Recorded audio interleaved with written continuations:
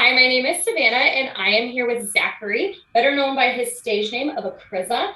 He's been up some big things lately with his new release, Midas Touch. We're here to talk about that, but we're also here to talk about who Zachary is as a person. So let's dive in. And first off, I want to thank you for taking the time to talk to us today. I know we appreciate it, and I know your fans appreciate it.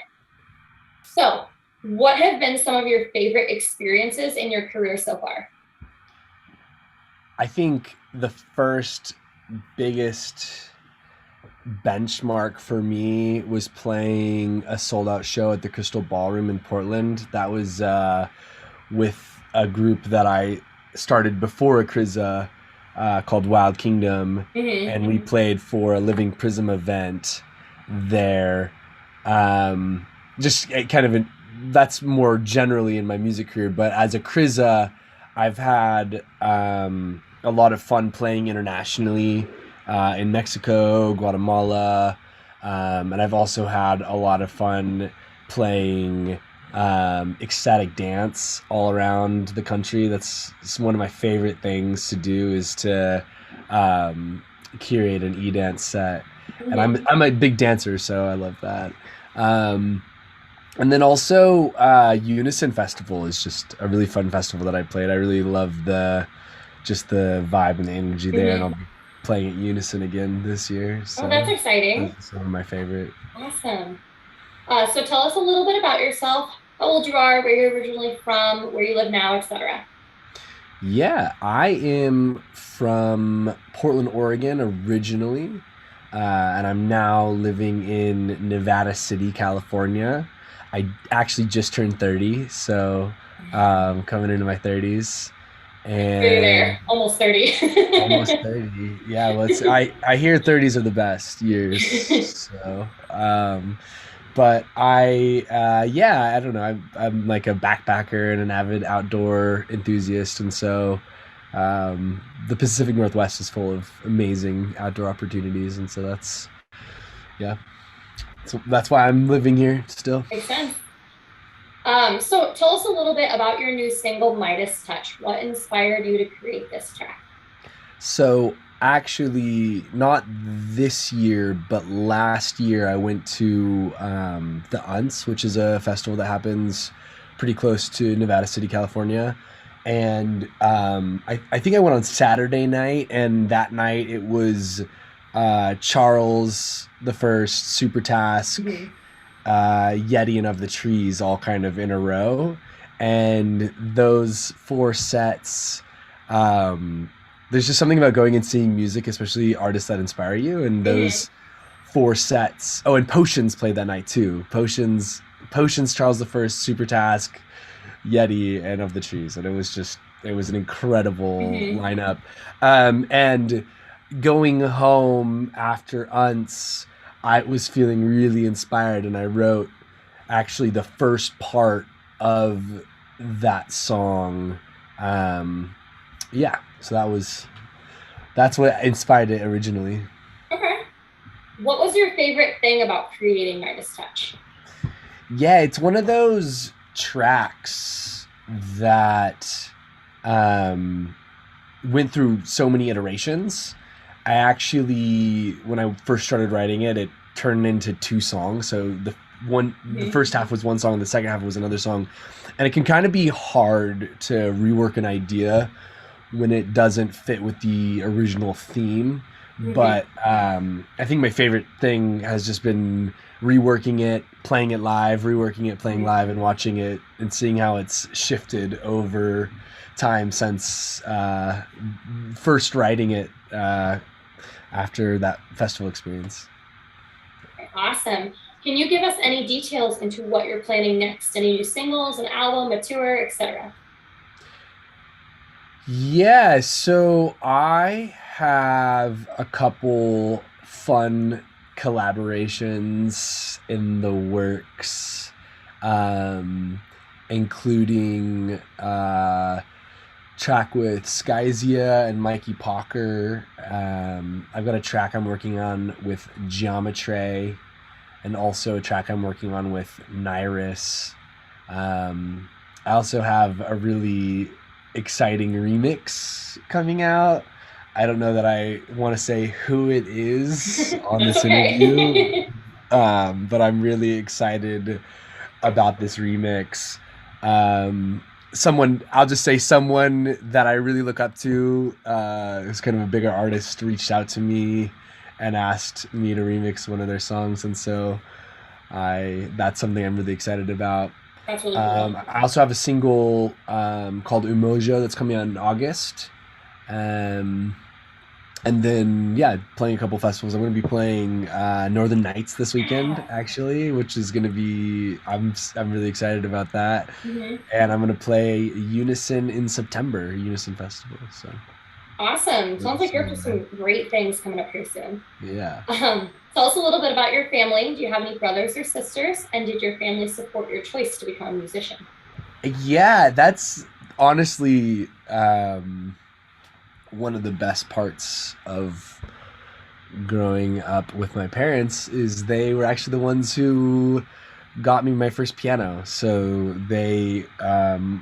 I was like 7 or 8, and they got me a piano for my birthday, and I really fell in love with it.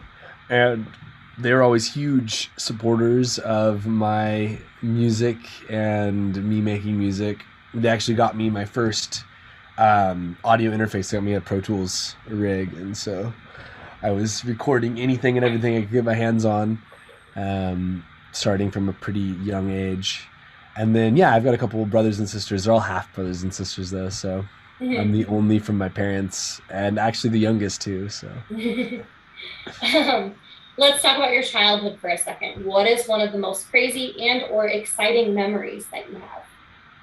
yeah. So just after I started playing piano, I got sent to this basketball summer camp or something. My parents thought it'd be a fun thing for me to go to, but I don't know why they chose that because I hated sports growing up. And when I was there, I actually fell out of the bunk bed I was sleeping in and completely shattered my elbow. So my like the worst fracture the doctor had ever seen, and I completely lost movement in my left hand. Wow. And that was probably one of the craziest experiences because I had just started playing piano and couldn't Hmm. move my hand, and it was a whole year of physical therapy before I could actually finally move my hand again. And um, through that whole experience, I wrote my first song on the piano for my grandmother's memorial and played it at her memorial and received a standing ovation from the hundreds of people that were there who she Hmm. was so well loved. And that was probably one of my, I guess, craziest and I don't know, experiences that led into me becoming the musician that I am Yeah. today. Well, that's a really neat. Well, yeah, the beginning's not neat, but the ending is Yeah, neat to hear. yeah. So you said you're originally from Portland. What was it like growing up there? And are there any cool things we should check out if we're in the area?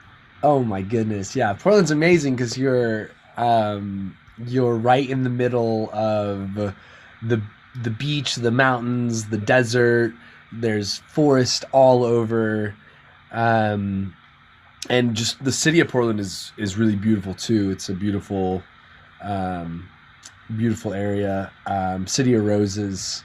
I would say if you're in Portland proper, going up to the Hoyt's Arboretum. I'm a big tree forest guy, Hmm. and the Hoyts is a cool place that they've planted like thousands of tree species 100 years ago, and so Hmm. you have these massive trees from all over the world, from South America, from um, overseas, like all over the place. And the Japanese gardens there are extremely authentic and beautiful, and they're kind of all in the same place. Hmm. But if you're in Oregon and you've never been to Oregon, I would say, um, I mean, there's nothing like our coast. It's just a beautiful place. It's so unique to Hmm. any beaches or oceans I've ever seen in my life. And then, of course, the Columbia River Gorge is just spectacular. So you can't go wrong with going and seeing some of the vistas and Yeah. views over there. Um, yeah, I think I answered both parts of that question. I think you did too. What was the first album that you ever bought, and why did you go for that one? Okay, so this is hilarious. Because I grew up in a family that wasn't super into music, like, Hmm. so I didn't really get much from my mom and dad. Like my dad can play a couple chords on the guitar and can sing some songs, but not really. But actually, I was in I think I was in like middle school. I was like sixth grade or something, um, and hadn't really discovered music quite yet. And also grew up in more of a religious home, so the music around me wasn't like it was pretty, pretty Hmm. PG-13. Yep. And my sister got me Monkey Business by Black Eyed Peas for Christmas, and that was the first CD that I ever had. And I remember listening to that album kind of secretively away from my parents because I didn't want them to know, like that has the song My Humps on it. So that was just kind of getting getting that as my first musical experience growing up was pretty, yeah, pretty funny. But and then I went through a big emo phase, so it was all like punk Mhm. and rock and post-hardcore bands. I think I hear that a lot from people who create like just EDM in general, that they went Yeah, through the emo phase. yeah. um, Two-part question. How old were you when you went to your first concert, and who did you see? And what was the first festival you've ever been, and how did that impact you? The first concert I went to, I can't actually remember exactly what the first concert was that I went to, but I think it was either Amberlin. I think they're on the Tooth and Nail record label. I really loved that record label growing up, and or it was something like Motion City Soundtrack. Mhm. Just another emo punk band. What is one thing that you feel is unique about you, or that people don't know about you? Actually, something that's unique about me is that it's kind of funny actually, but it's that I prefer my full name Zachary to Zach, and there's so many people who I'll be like, "Hey, I'm Zachary," and they'll say, "Oh, what's up, Zach?" And I have to be like, "Actually, you can't call me that." Yeah. If you could give your fans one piece of advice about their career, their life, or about anything, what would it be? Um, I would have to say that the one of the best things you can do um, is to not put so much pressure on a creative career. I think that putting too much pressure on it can lead to um, like resentment or Mhm. losing the creative spark or the creative fire for um, being in a creative field. Um, and so making sure that there's like not putting all your eggs in one basket, I think has been the Mhm. biggest, best thing that I could have possibly done for myself. Just like growing up and putting time and energy into my music career. But for people who are um, like just starting out too, um, I think it's important to like I think that in the creative process, I believe in these five pillars of the creative process.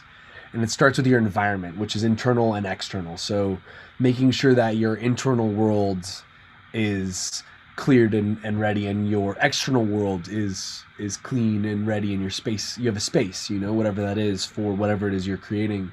But then learning about the creative process, how do you actually go from zero to something? How do you go from a blank canvas into something? And then the hardest part of the creative process is finishing something. which my biggest suggestion is setting deadlines and just calling something done at some point, because you're only ever going to get better. And so um, finishing something allows you to move on to the next thing and kind of start fresh. And then there's the distribution process or the sharing process.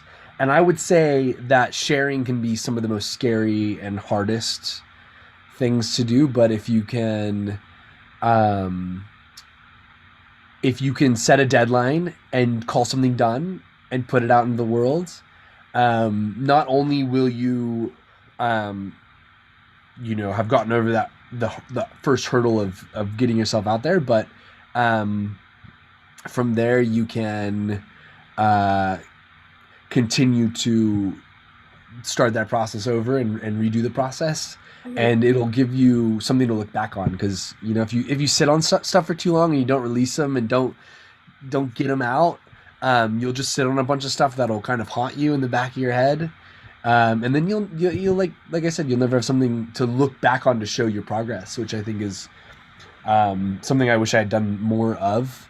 I waited until 2020 to start releasing music as Akriza, and there's pros and cons to that, but getting over that first hurdle was the hardest. So I would say that as my piece of advice. Perfect.